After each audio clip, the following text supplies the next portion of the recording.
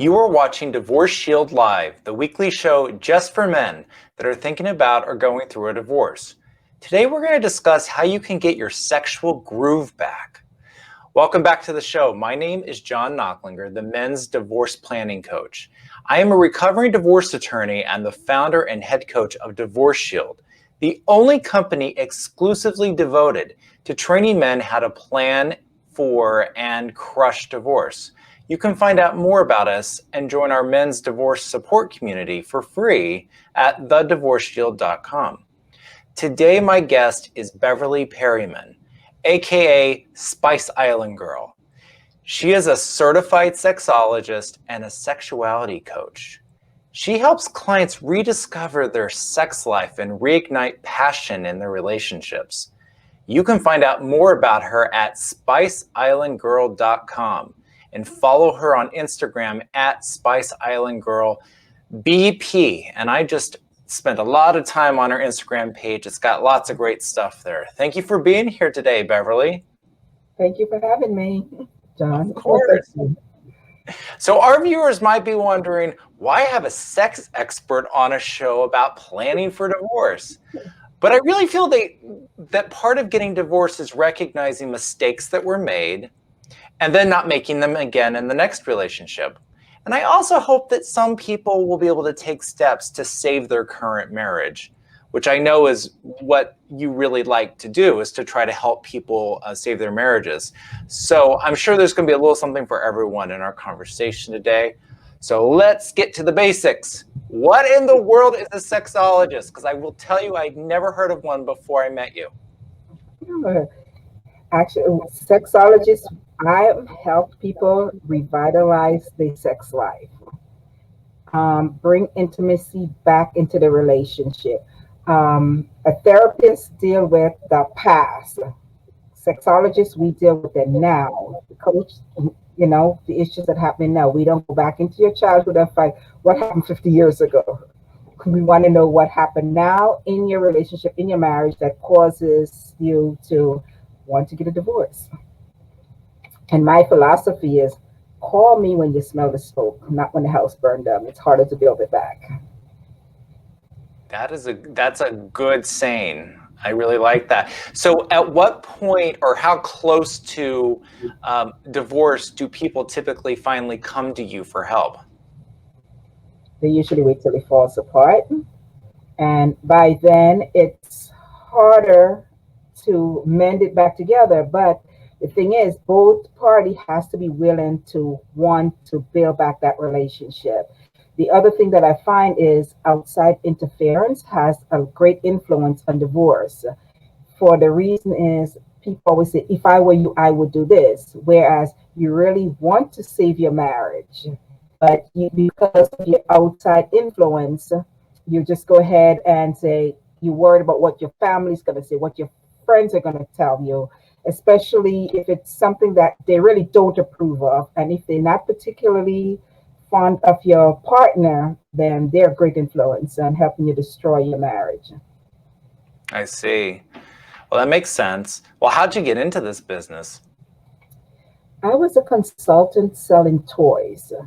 And while I was doing these parties, and I'm hearing the different things that women say about their marriage. Some women, their husband never saw them naked. They don't sleep together. And they expect for their marriage to stay together and the husband not to cheat on them.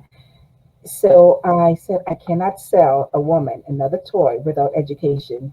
So I went online and I was looking up sex education and I saw sexologists and I was like, okay, what do they do? So when I read what it does, it's like, oh, wow, that is me. I have to educate women in building the relationship, because I just believe that you got married to stay together for better or worse.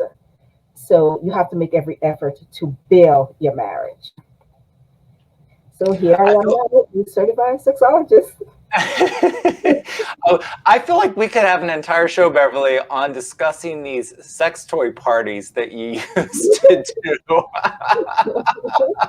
Well, at least it got you to where you are right now, which is really good.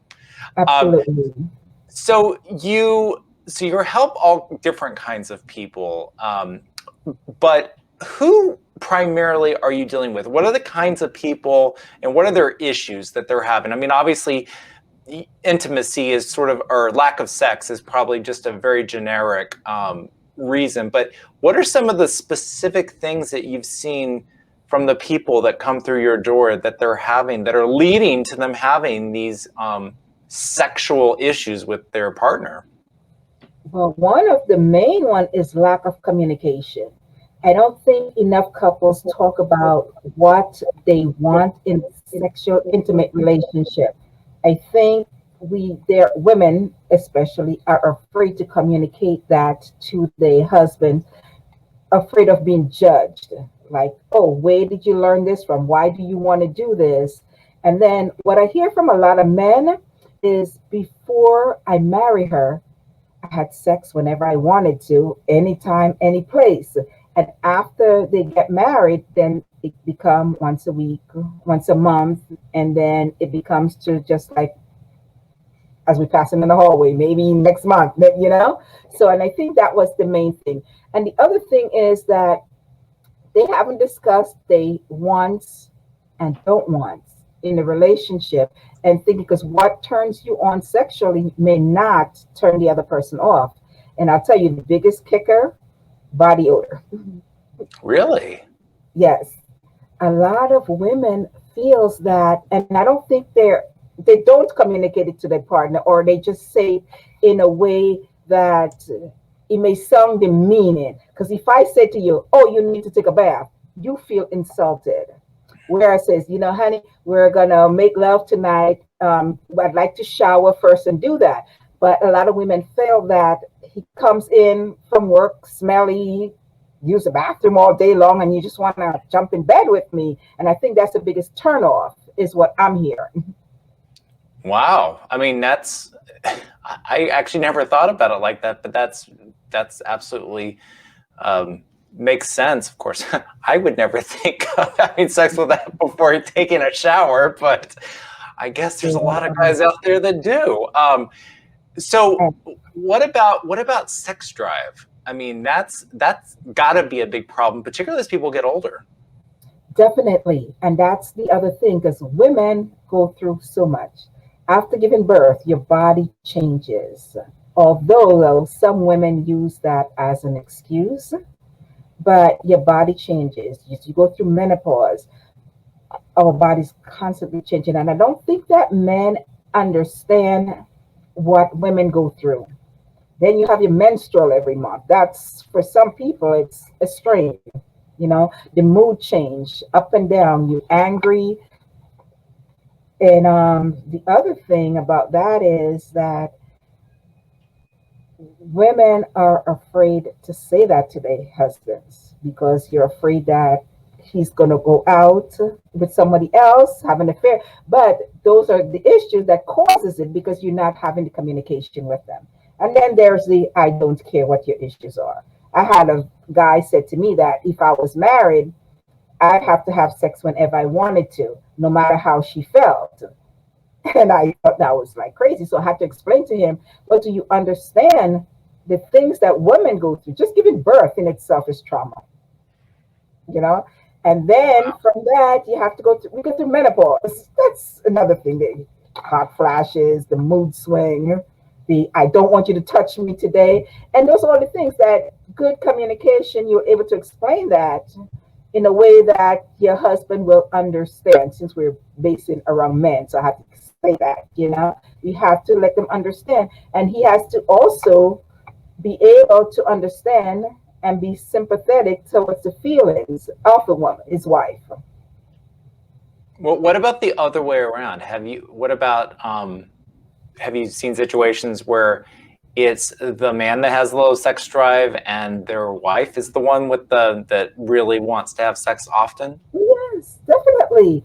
The thing is, though, because men, definitely, most of them will not communicate that to their wives.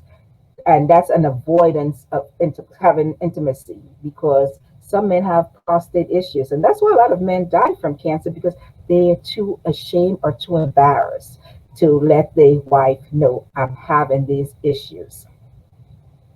I So cannot agree with you more. I mean, Beverly, I mean, think about therapy. You can't get a lot of guys into therapy because they feel so ashamed and they feel they don't want to less be for the man. perceived as having something wrong with them. I can only imagine how difficult it is to get one of them to come see you unless they're being dragged by their wife. Do you have many guys that just come to you that don't have their wives in tow? And only if they complain about their wives and leave themselves out. Because it's always easier to blame the other person. So that's why with couples, I like to get both of them together. Okay. Well, that And not sharing information, because as a lawyer, it's not he said this, she said that. I only communicate what I get permission from the other spouse to communicate. that it's almost like you're acting as a mediator in some ways too between the two of them. So do you only deal with married couples, or do you deal with people in just relationships where they're not married? Not married, singles. Singles have to prepare for that relationship also, Yeah. especially if you've been in a relationship that didn't work. You have to be prepared for your next relationship. Yeah, absolutely. Mm. Go ahead. Yes, the thing is that because always that we quick to women, especially we always say what the men don't do. But when you hear both sides, you hear from the men's perspective what the woman don't do. Mm. So Yeah, that's there's why always two sides, right? I need to hear both sides and then formulate what makes sense. Yeah, I want to get into in a minute exactly what it is you do. But before we get to that, we've been talking about the types of people that you can help. What would you say from where you sit are the top mistakes that you see people making with intimacy during their marriage? Well, like I said, the number one is the communication. Just okay. Um, right, that's the top. The other one is being selfish. Selfishness is, and we're in the top of that list. Especially though with the female, the wife. Not today. I have to take care of the kids. Oh, I have a headache. Oh, I work all day, and just putting it off. So the thing is, as a married couple, you have to schedule that time of intimacy. It's just like you get up and go to work. It's the same thing with intimacy. You have to schedule that. I mean, you could do sporadic, but you have to have a time for your husband. Yeah, I've heard a lot of people talk about scheduling, sex, and it doesn't sound very romantic to do that. But you're absolutely right. If you don't make the time for it, it's one of the easiest things to just not happen. Because by the time you get to the end of the day, it's easy just to fall asleep the second your head hits the pillow, right? Exactly. The other thing is expecting your partner to be your husband, your wife, to be a mind reader. Sometimes, that I hear from men, she's upset with me for no reason. There is a reason. It just wasn't communicated to you, right? Well, every time I come in the house, she has an attitude. So you don't just have those for no reason unless something's wrong with you. Yeah, I was going to say, I So mean, even yes, being a mind reader, but what I find too is that men in particular, when their wives tell them things and explain how they're feeling about things, men easily dismiss it for whatever reason, or they don't really listen. And that might be a little bit of, women not being as direct as they need to be because they don't want to hurt their husband's feelings, and then husbands not really listening clearly or taking it seriously. And so I can see it's really easy that communication would be the number one issue because, people are cross talking, particularly when you get kids involved. I mean, kids, now you're really busy. You got kids going on, you've got your jobs, and then you're not listening to each other. I mean, I can see how this falls apart so easily. Exactly. So you were talking about communication and whatnot. In terms of intimacy, what about spending time together? Do you feel like sometimes because life just takes hold of us? I know you talk about scheduling the intimate time, but what about building the feelings for the intimacy? Oh yeah, in fact, one of the things that I love, I don't know if you're familiar with it, is tantric sex. No? Okay. Please tell us. Do I need to take notes? And it's not intercourse. Okay. It's the feeling, spiritual aspect of it, where your spouse could walk into the room and that automatically turns you on. That's the connection that you have towards each other.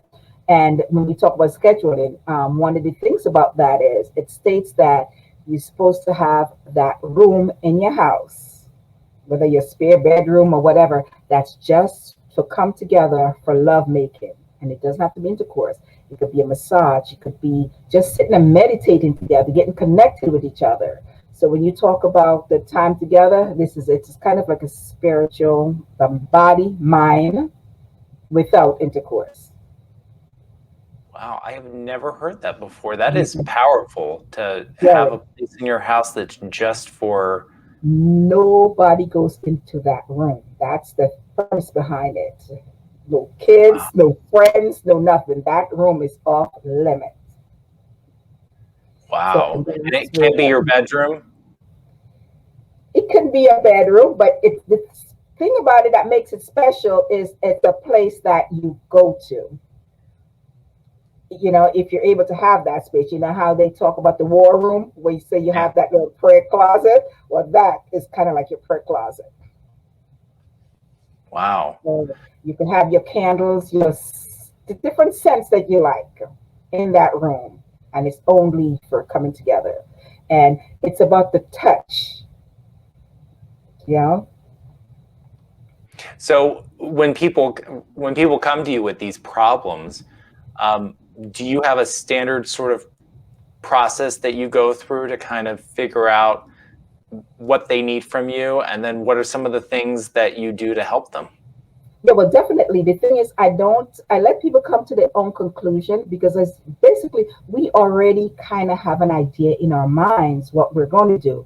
We just need that affirmation. But I never tell them this is what you need to do. I do an evaluation to find out what the issues is because sometimes when you're talking, it's different than when you're writing it down. Everything comes to mind while you're writing.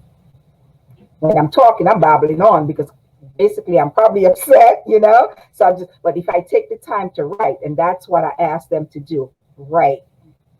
You know, the issues. What do you end result that you want to accomplish? Whether you're single or you're married, what is your end result? And then based on that, that's how I work with them. And I just like, I've had coaches that, for myself, that just gave me what they wanted to give me.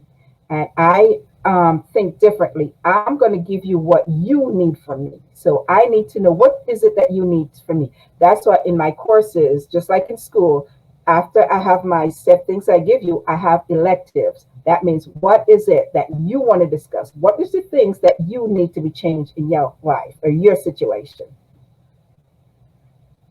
So that's basically how I approach it. So okay, so you have courses. You were just talking about courses. Are these? Do you have different courses specific to different issues that people have? Yes, definitely. Because everybody don't have the same issue. If you come to me and says, "Oh, well, you know what? I don't can't get an erection."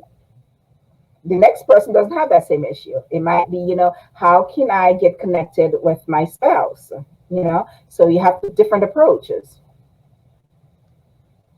And you were just talking about having this room in your house that's just there for, we'll call it building intimacy, building those connections. Is that something that you recommend no matter what the issues are that are coming to you because that's just so fundamental? Or would that only be in a situation where it's not physical, it's actually an emotional or intimacy issue? That's one of my recommendations in the marriage, because as you mentioned earlier, you get busy, the children, you don't have time. So that could be your scheduling time. Hey, Monday nights or the Wednesday night, this is our meeting place. So I don't care what else is happening around me or in the house. No phone call, anything. This is what we do. So that's your schedule. Anything else other that, I mean, of course, you're going to have your intimacy in between, but that is just special. That's your bonding time. And it could be, if you choose, once a week, twice a month, monthly, but you have to fit that in within the month. So that's, one of my biggest recommendations. Yeah, I feel like phones are probably one of the biggest interferers with sexual activity in married couples, since it's probably not just married couples, it's everybody. Everyone's so attached to their stupid phones. It's like, put it down. You do not need your phone all the time. Right, and that's also a complaint, because I hear couples that they go out to dinner and the other person's always looking at their phone. What is so important? We're out to dinner. Focus on me. That's another intimate time. We're having dinner together. You see them out in a restaurant, and every minute you're picking up your phone. You're not focused on me. You know. Yeah. Well, I mean that. A whole different conversation, but phones are. I think they're just like any other addiction. I mean, people are just addicted, and yeah.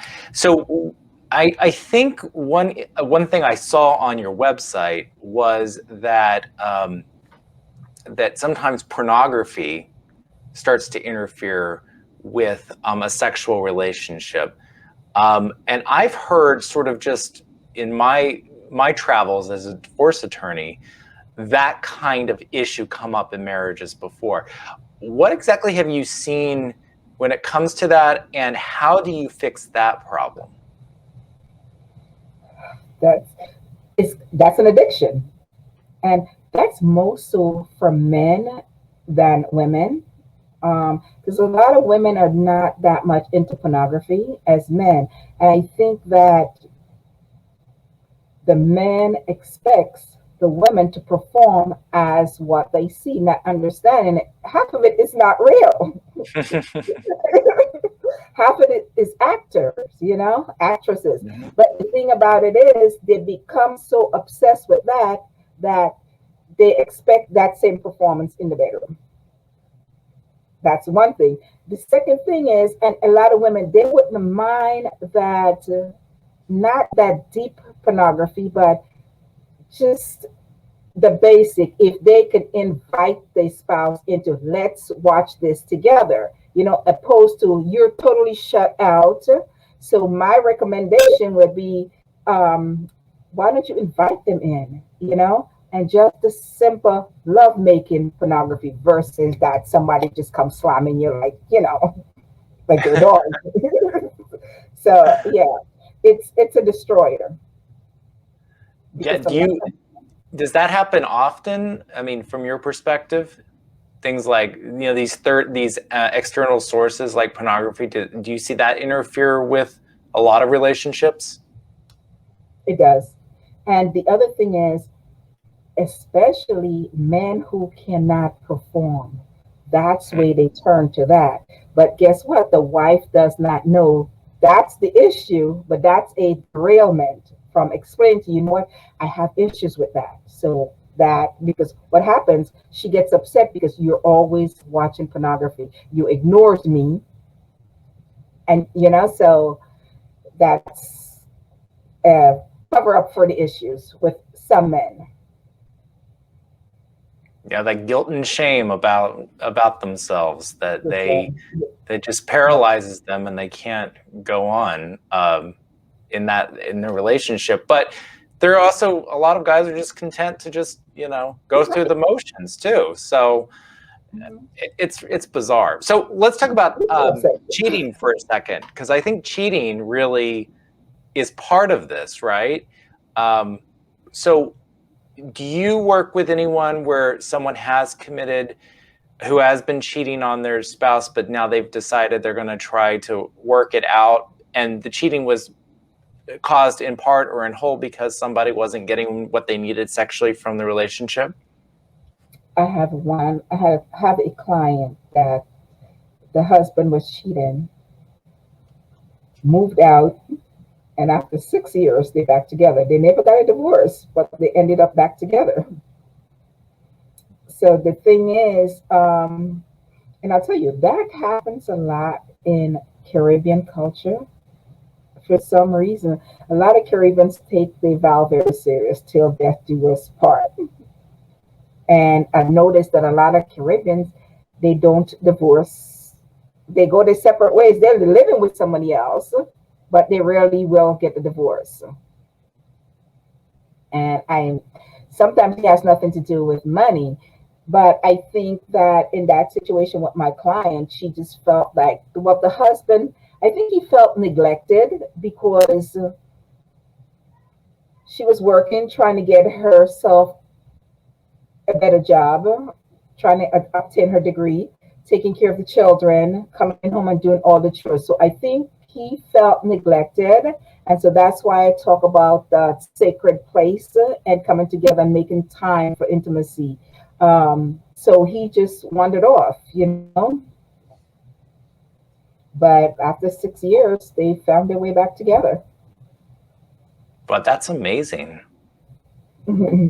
That's amazing. I mean, that's good. I mean, obviously, I certainly don't advocate anyone getting divorced. It's interesting in my other life as a divorce attorney, people ask me all the time, should I get divorced? And I look at them and I'm like, why are you asking me this question? I'm here to help you once you're getting divorced. It's like, you need to be talking to someone like Beverly to see whether or not you've got something that you can salvage in your relationship and to make it a good marriage again. Because, when people get married, they love each other. And then something happens over time. I mean, I'm not talking about situations where there's abuse, but like something happens over time. People move apart from each other. And I think a lot of it's just what we've been talking about today. I think it all revolves around intimacy. And if you have that continuous intimacy throughout the relationship, it's very unlikely you're ever going to move away from each other, because that's going to keep you connected to each other. So I almost feel like people should come and meet with you, Beverly, right after they get married, so they can see ways to kind of prevent this from happening. Have you worked with anyone that, kind of before it becomes a problem, or is it only when it's already a problem that they That's come? why I said they come after the house burned down. But the interesting that you said, they ask you, and that's what I meant when I talk about the affirmation. That's a sign to you that they really do not want to get divorced. Because if I come to my divorce lawyer and ask him if you think I should, that means I'm having second thought, right? Yeah. So they should never ask you, do you think? When they come to you, I'm already prepared. It's done. This is what we're going to do. But they're a little sketchy about that. They have outside influence. And they just need you to say, I don't think you really want to. So give them that little thing there. Yeah, the affirmation that people need is it's a lot. And within Divorce Shield, I work with a lot of men who are sort of in the should I or shouldn't I get divorced kind of mindset. And I'm so happy to meet you, Beverly, because I think that there's a lot of guys who I've heard talk about, their sex life being the one, like being a particular pain point for them in their relationship, and the lack of, men don't really talk about intimacy. You'll see them just talk about sex life. Women talk a little bit more about intimacy, at least. But we're all talking about the same thing. We're just using different terms. Right. And I'm really, I think that there's a lot of marriages that could be saved if they just come spend some time with someone like you who can help them rediscover, each other? I mean, isn't that what it's really about? Rediscovering the love that you had for each other and Like you mentioned before, what happens when you first meet? You can't separate. You on the phone says nothing, right? How many times yeah, you'll be hours on the phone, no, just listen to each other's breath, to the point yeah, where now you get married and you're passing each other, no respect, no or anything. So I just think that if people just get that therapy, that counseling, to bring them back to what got you here from being in love, the lovey-dovey in the first place. So yeah, they do. I think that, and I think that's why some of the Catholic Church do premarital counseling. But I think it's true. Everybody should at least do that before they get married, just to avoid, some of the pitfalls. And the other thing too, go ahead. go ahead, no, go ahead. The other thing about the two things that ruin a marriage, I'm doing a podcast with a friend, well, not a friend, but someone that I met that does income tax. So the second thing besides sex is money. Finances is the other thing that ruins a relationship. And those are things that needs to be on the forefront before you say I do, because I need to know, you need to know, let me see your credit. How do you spend money? I might be buying all the shoes, all the clothes, and he might be a gambler. So when we come, the bills are not paid. So we need to discuss those things Yeah, before. sexual compatibility is so important. There's a lot of cultures, even now, where people get married basically without having ever met each other, or only have met each other, shaking hands basically. And obviously, in the cultures in those countries, they're not getting divorced, but because they're in the United States, they feel a little bit more comfortable getting divorced. And so Right. I see that happen quite a bit. And so it's just so important. I've always joked that you shouldn't marry somebody that you haven't lived with. And lived with for a while, because that's kind of like, it's kind of like test driving the car. You got to make sure that it's the right car for you. Otherwise, what are you doing to yourself? You're just setting yourself up for potential misery. And then divorce, no one wants to get divorced. It is the worst thing that anyone can possibly go through. So I think you're absolutely right. You gotta make sure that you're compatible, because if you're not compatible at the beginning, it's not going to get any better. As you go along, That's right? definitely true. Right. And then, some of the other things is that when one partner makes decision without consulting with the other, that's also, you find out, oh, well, you did that without my knowledge, because they don't understand that a marriage is us. We consult, we may not agree, but at least we're consulting with each other, so that's a big thing. Yeah, yeah. I mean, that's a huge issue, and usually it revolves in a lot. Well, not usually, but a lot of times it revolves around money, spending money without consulting your spouse. That those are all really big issues. Now, earlier you were talking about, I think we talked about in the context of cleanliness, but we were talking about sometimes, a man will come in and, it's almost like they have the right to have sex with their wife, Yes. regardless of what's going on. Um, I have seen that with my female clients quite a lot certainly in certain cultures. And I really wonder, from your perspective, I mean, aside from trying to get a man to understand that, and it could be the woman that's doing this, but to try to get the man to understand that they need to, listen to their wife's concerns, just do the little things that will make her feel more comfortable. I mean, what can you really do if someone is, that has that mentality that they have the right to have sex with their wife whenever they want it? That's abuse. Nobody has the right. Sex, whether with your wife, whoever you're with, is consensual. People think that, men believe that you're my wife. I can have sex with you whenever I choose. The other thing is, though, there's a lot of women, and that's why I said men need to learn about women and their bodies. There's a lot of women who are very sensitive. So uncleanliness, you get infection, so they need to listen. Women knows their body.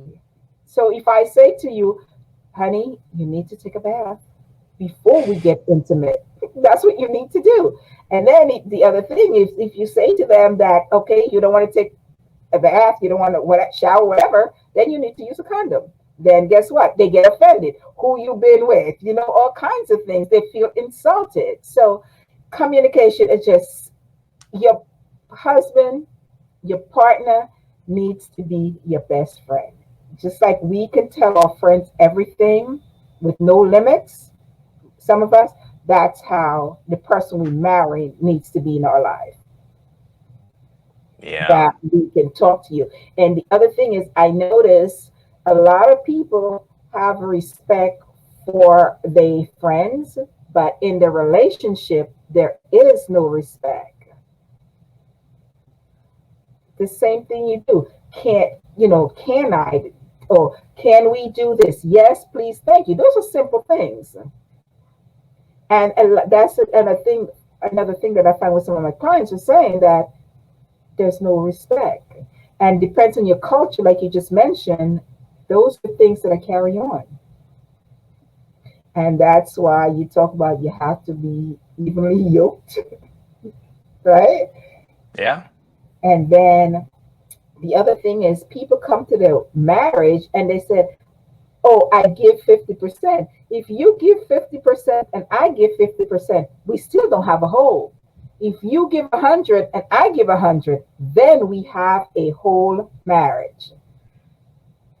You can't come with 50 and I come with 50.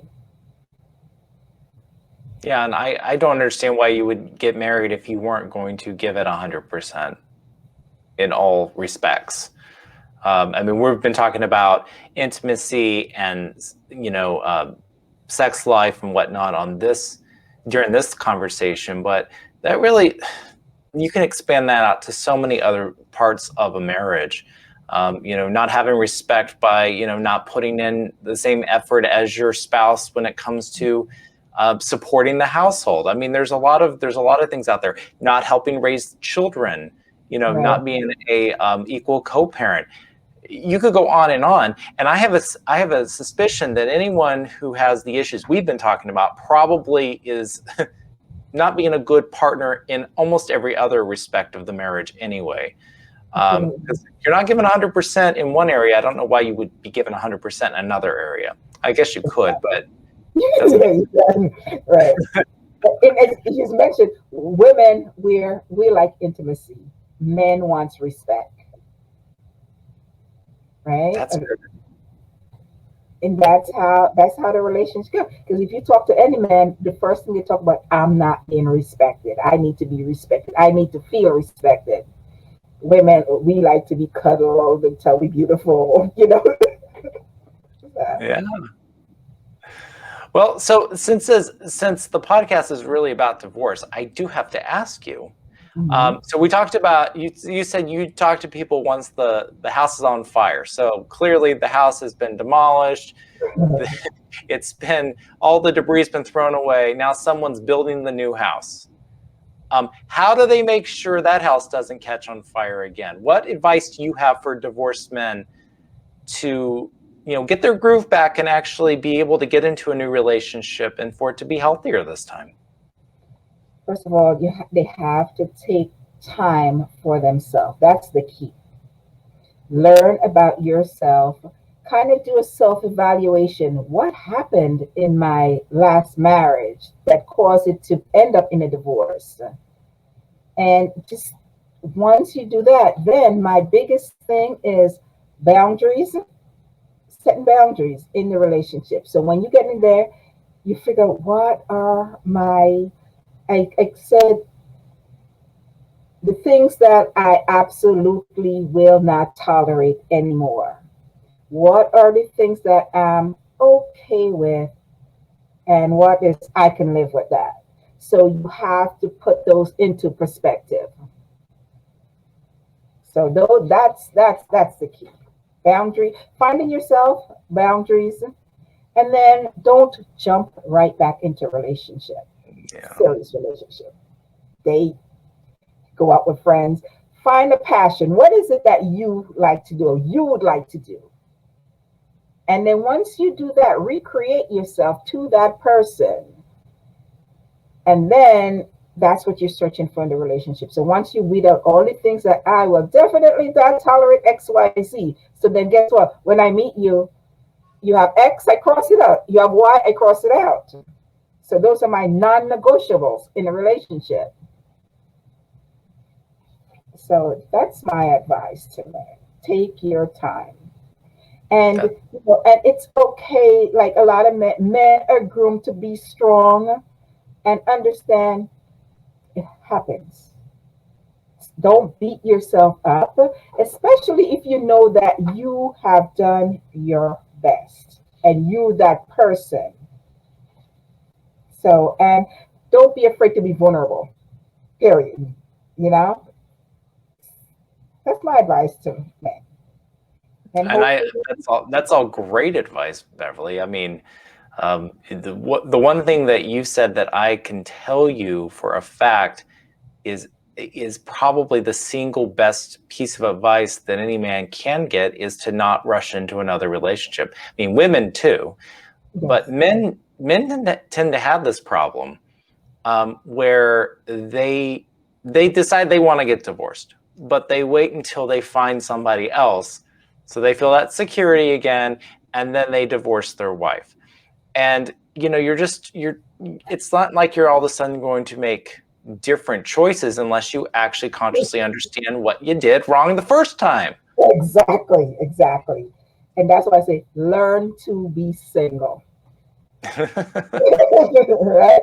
Cook your meal, do you for a while.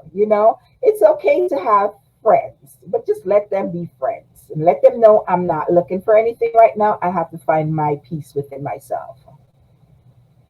It's so true. I was just talking to an old client of mine that got divorced, I think 10 years ago or so, had been married for 20 years, and spent 6 years traveling, just being single, being happy, and then got into a relationship with somebody. And he was telling me, I feel like I found my soulmate because I found myself. I was able to rediscover who I was, and it allowed me to open up to somebody in a very different way than I was with my wife whenever we got married when I was young. Right. And I just love hearing that. And I told him, I was like, you need to write something about this because men need to see that this is okay. It's okay to spend time, that the book Eat, Pray, Love. It's okay for a man to go do that too. It doesn't have just to be a Yeah, woman. exactly. A man can go around and find themselves too, because people get too caught up on these. Yeah, exactly. People There's get too caught up two on these gender ways. roles. What we Exactly. were just talking about. Men don't want to be vulnerable. They don't want to cry. They don't want anyone to not feel like they don't want to feel like they're being weak. And none of that's bad. I mean, it's horrible. I wish, like I said before, Beverly, I really wish that more people, before the house was on fire, Mhm. really talk to you, because it sounds like you have some excellent ideas about how to rekindle romance, intimacy, maybe even work on the actual sexual part of the relationship too. I mean, we didn't really talk about that much today, but Yeah, we didn't get into that. But yeah, no, I do all of that. I teach them all different things. How it'd be to. interesting to see some of your exercises that you want them to do. I have a list. You got to do self analysis. Why, and do and give them suggestions. But between both of you, what is your comfort zone? What is the level of comfort? So experiment. You only live once, and if you want that to be your life partner, do it. There's no limit. Yeah. That's great. Well, Beverly, if anyone wants to work with you, how would they get in touch with you and do that? Okay, they can visit my website at spiceislandgirl.com, or my number is 908-337-6989. They Do can you give work with me people virtually, or do they come to you right in person? right now virtually. We're living in this COVID time. Well, Yeah. that's good. I mean, even though you're in New Jersey, that means anyone in the entire country or the world could really work with you.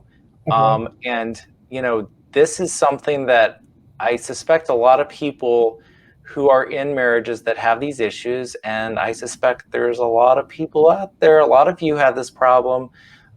There's somebody who can help you.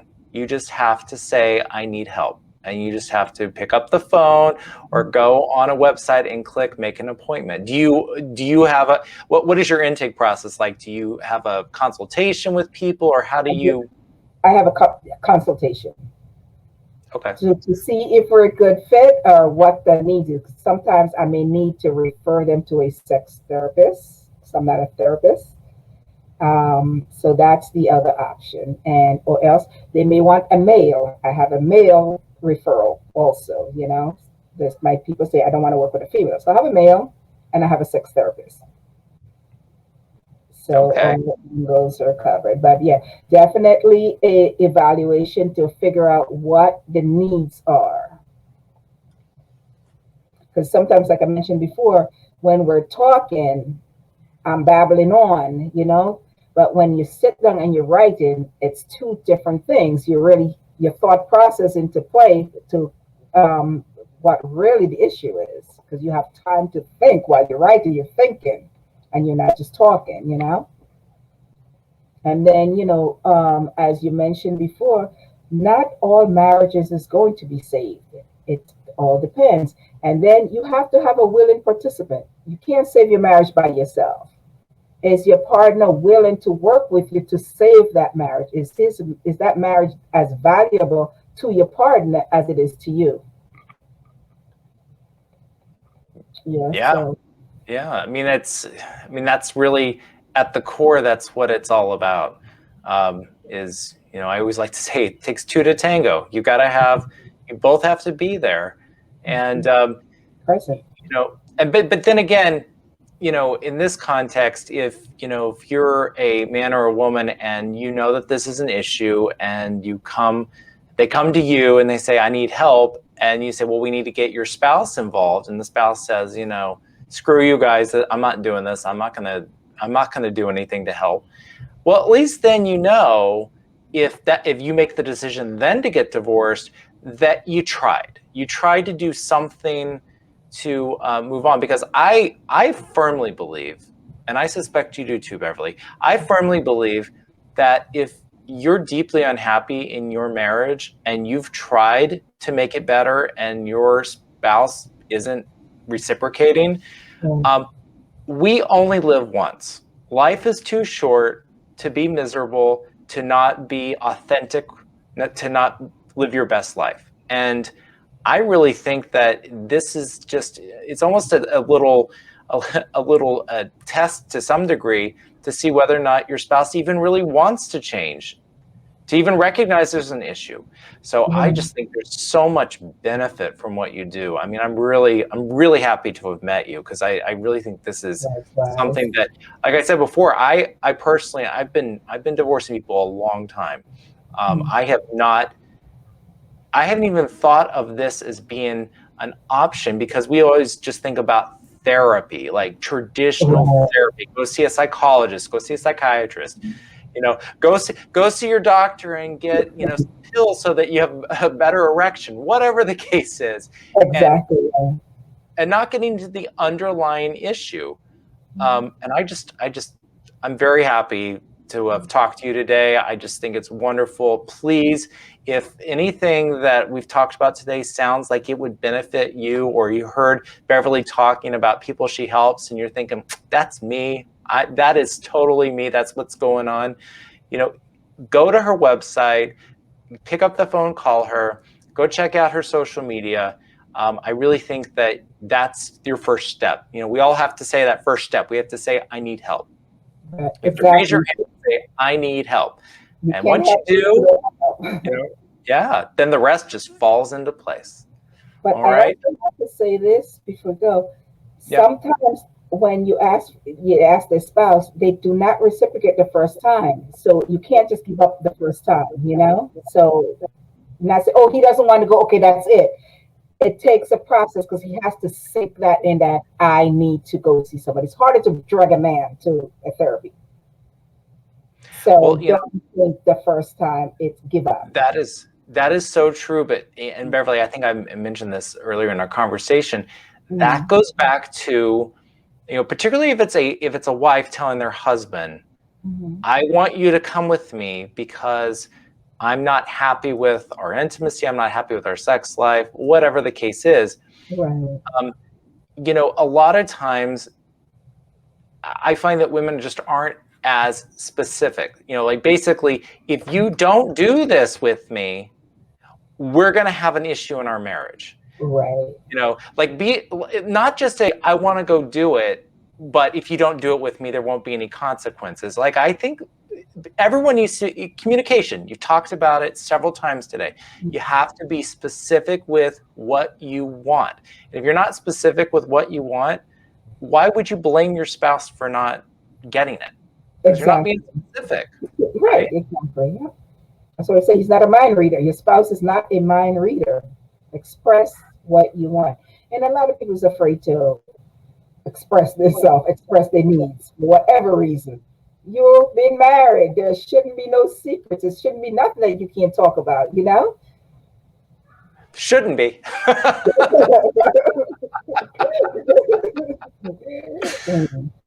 Well, thank you everyone so much for listening. Again, we're going to put Beverly's information in the show notes, so you'll be able to find her really easily. It was a pleasure having you on today, Beverly. Thank you so much for being here. Thank you so much, John, for having me. You're welcome. All right. You're welcome. And to learn more about Divorce Shield, join our free men's divorce community, where I will give you a preview. These topics come up quite a bit on the forum.